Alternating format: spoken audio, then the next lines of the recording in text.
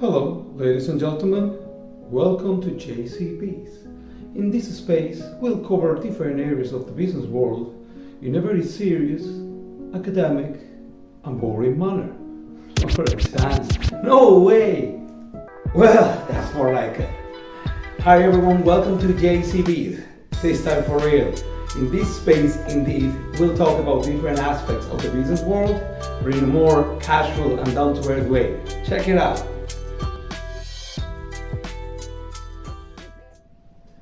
Hello, and welcome again to JCBs. Today we'll drive the road from conducting market research to getting sales from it. And which is our road? It is your marketing efforts. So we'll cover from a general point of view every step of the process, but of course, feel free to ask for a more in detail video of any of the steps. Right, let's get to it. So the first step of that road is indeed to conduct market research. And how do you start? First of all, by selecting or knowing where can you find that information. So I classify it in two ways, as in like internal sources and external sources.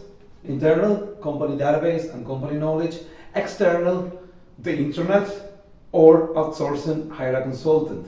And then another classification that I do with it is free of charge. Company database, company knowledge, the internet is usually free of charge.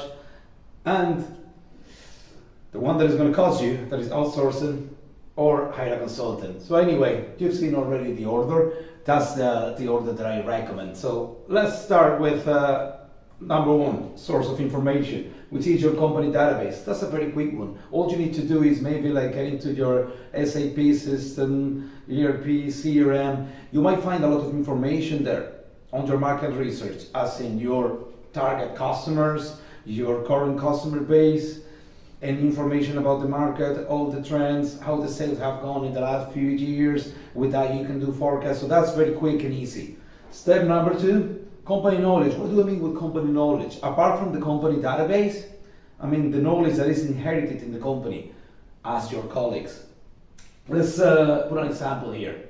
Let's say, like, I remember when I was working in Ireland League, obviously myself being Spanish. So every time any of my friends or customers or colleagues were planning to come to Spain on holidays, first thing they did is ask me for advice. Obviously, me being from the area, me being a local, me having that experience and first-hand information, they were asking me. So that's the same. If you happen to know of any of your colleagues to be an expert or have experience in the topic or the market you are researching, just go ask that particular person. That'll be the easiest thing you can do. Or you might say, all right, look, I don't know if any of my colleagues, they really know about this. Just ask. I don't know, ask directly, send an email to your colleagues. Look, do any one of you happen to know a thing about this or that particular topic? That's what I meant. So, and if you find that person or a group of people within your company with that information, what will you get? You'll get quick information and, more importantly, high quality information. Who wouldn't want that? So let's go with source of information number three, the internet. Pretty much everything you need to know is on the internet, but of course, be careful because, again, everything is on the internet. All the good and all the bad information, so please contrast the information you're gathering. Go to well-known sources, that would be my advice, and filter that information wisely. Otherwise, it can mislead you very, very easily. And then the last step, which is the one that your CEO or your accounts person wouldn't like you to take, is to outsource or hire a consultant.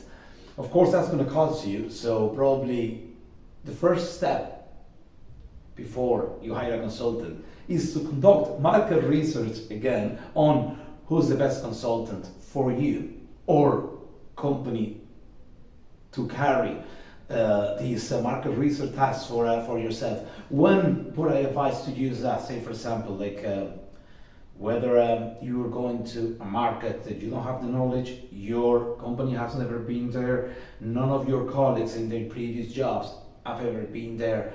There is literally no way to find information. But one of your goals or a task given to you is to get into that particular market. So your only man really is to hire a consultant in that particular case.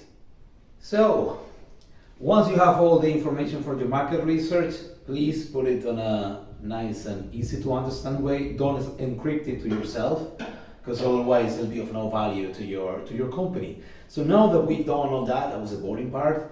Now it's gonna get exciting. It's time to launch your marketing campaign. And then how do I do that? So I call it the U2C versus the C2U. So I'm gonna get over both concepts now, right? So marketing campaign, think of your channels, right? Select the best possible channels, taking of course into consideration your potential customer base, your current customer base, and your budget.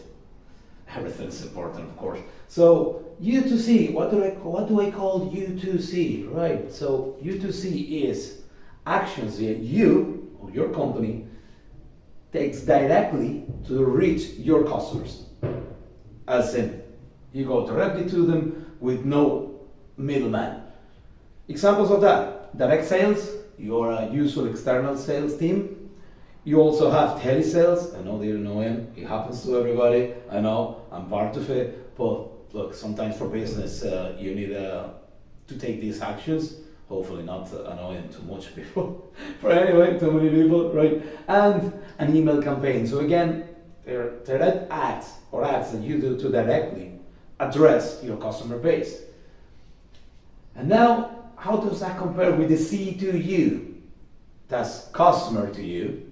And so obviously, first of all, you've done something, but then the goal, instead of contacting your customer directly, the goal is make something so your customer feels the need to contact you, which is fantastic. Is what you want. Just sitting comfortably on your chair and getting phone calls and emails and visits from your customers asking for your products. So that's basically the C2U. I'll put a few examples.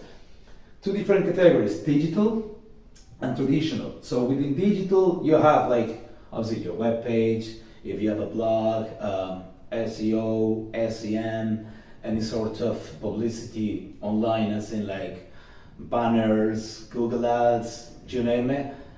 And of course, how to forget your social media. So with all these channels, what do? You're putting something out there so your customer contacts you. And then let's move now to the traditional way of marketing, which is your billboards on the streets. We've all seen a few, we still do though. TV and radio ads in newspapers or articles. Look, it's not that much into fashion, but depending on what you're doing, your product and your customer base, that might be a good channel too. But mind your budget.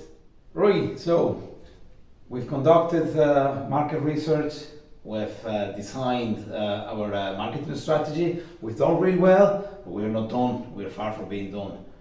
Two more steps: implementation of your strategy, which is basically a roadmap with a timeline on what to do, when to do it, who to do it, etc., etc. And very important now, right? Key: stick to your budget. You're gonna need that. And then the last step, last but not least, very important, is to control. What do I mean to control? It's basically measuring the success of your strategy as a whole by measuring the success of every single action that you implement from your strategy. How do you measure that? There are plenty of tools. You know, you have like your KPIs or like any numbers you can compare to. What did I expect? What am I getting? But the main thing about control is get your information, interpret your information, and feed that back to your strategy to correct what you're not doing that well and to empower what you're doing really well. So in this video, it's going to be a bit longer, right? Because I'm going to talk widely about that particular tool. I'm going to put the example. I'm going to use sales funnel. It's a simple one. It's one that I like. So let's have a look at it. And here's the tool I was talking about. It's sales funnel, which is a quick and easy way to measure the success of some of the actions on your marketing campaign. So where do I start, or where do we all start? Is at the top of the funnel, you have the contacts, which is, I guess, a very large number of people you've contacted with the U2C channels or actions, and the C2U, the number of customers that have contacted you inquiring or asking for information about your product. So from the number of contacts, we'll go down the ladder to the number of leads. What is a lead? It's a customer that after you contacted him or he contacted you, he expressed some sort of an interest in your product or service. This is still the sort of the easy part, just to get a bit of a reaction after an interaction with your customer, whether one way or the other. Now it's getting interesting, now it's getting tricky, now it's getting difficult. You have to create, after that first contact and contact back, you have to create engagement with your customer. And then from a lead, making it become an opportunity or a prospect. I like to call it a prospect actually. So with prospects is when they like your product, they've seen value in it, but they are still undecided to buy or not. That's a tricky part of strategy. It is quite tricky to go from opportunities to sales. That's when you got the customer, that's when you got your money, that's when you're happy. So you reached your goal with that particular customer. Well, almost. I go step lower or level lower down the sales funnel from sales, so getting customer, which is fantastic, to generating fans of your product or company. What does that mean? Like, if a customer is your fan, he'll repeat, he'll buy from you again without you needing to make a big effort to reach him from a contact to a lead, from a lead to an opportunity or a prospect, and then reaching your PO or your order. No, that's already done. They're gonna buy from you, and more importantly, they're gonna be your ambassadors for free. Like, who doesn't want an ambassador for free? That's like a sales guy for free. And here's the thing. Let's see, if you get a recommendation from a friend about the product, you're more likely to buy it rather than if you see an ad on internet or on telly, or you read about the testimonial of a person you don't know. So that's why generating fans is nowadays, probably even more than ever, more important. So we've gone over the whole sales funnel, explained in every step or every level in it. Now, remember, it was all about control of your strategy and gathering information about it, feed it back, and start over again. So that's what it is now. So what kind of information can you get here? So you can say measure the success of your actions from, let's say, number of contacts to leads. So maybe your, say for your direct sales campaigns, your U2C. If you don't get many leads out of the number of contacts you make, maybe your message is not the right message, or is not understood the way you want it. Same applies with your C2U. If you don't get many contacts from your customer base or your potential customer base, maybe they're not quite getting the message, or it's not delivered in the right format, or even the channels are not the right ones. So you can correct that in there. Let's say, for example, now from these two opportunities, when you have to create engagement, if you fail to create engagement, then you have to analyze why, where you're not being that successful, break that step into smaller steps and find out. Same applies from prospect to sales. Find out why all these people that have a huge interest in your product didn't really buy from it. So this is the kind of information you can find, or any relationship between any level of the ladder, contact versus sales, leads versus sales, contacts versus opportunities or prospects, how many fans you make out of your number of customers or your number of sales. All that information is valuable, but again, interpret it rightly, apply it back to your strategy, and be successful. Go for it. Look, that was all of it. Again, as usual in JC Biz, it is a simple way to have a look at the road from conducting market research to generating sales, and now what do we say? To generating fans. So that was it for today. As usual, please, any feedback, it'll be more than welcome. If it's good, that makes me smile. If it's bad, I'll probably smile too, on a different way. But look, any feedback is very much appreciated. Thanks for your time and see you again on another video of JC Biz.